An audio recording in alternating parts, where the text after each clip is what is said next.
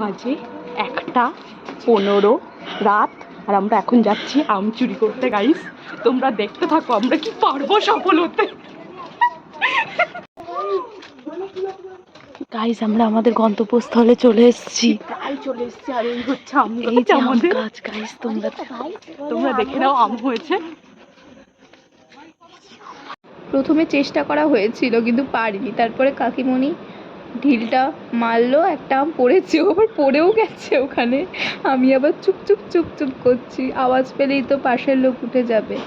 তারপরে পিসি হাত দিয়ে পাড়ার চেষ্টা করে যাওয়ার পর পারলো না, তারপরে এক বাড়ি মারলো, বাড়ি মেরেই আমটা পড়লো। ওটা আমরা টর্চ দিয়ে খুঁজতে গেছিলাম। গাইস দেখতে থাকেন আপনারা কি হয়। তারপরে দেখুন গাইস, এই আমটা জুম করছি, এই আমটা যখন পারলো একদম ছক্কা হয়ে গেছিল দেখুন। তারপরে কাকিমণি দৌড়াতে কুড়াতে নিয়ে গেছে, যদি লোক উঠে যায়। তারপরে দুজন মিলে কুড়াচ্ছিলাম। তারপরে এই আমটার যে আমটা দেখছেন, ওটা একটা ঝাঁক ছিল, মিনিমাম 6-7টা তো ছিলই ওর মধ্যে।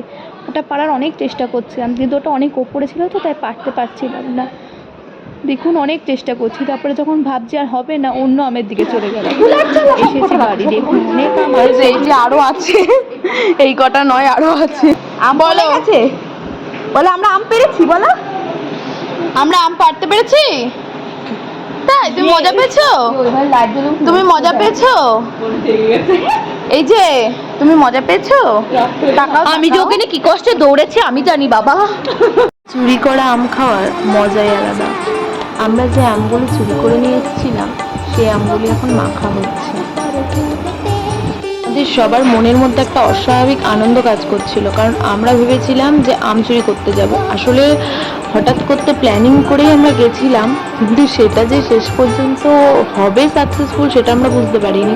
তো সাকসেসফুল হওয়ার পরে আম মেখে, মানে চুরি করা আম মেখে খাওয়ার মজাটাই একটা অন্যরকমই হয়।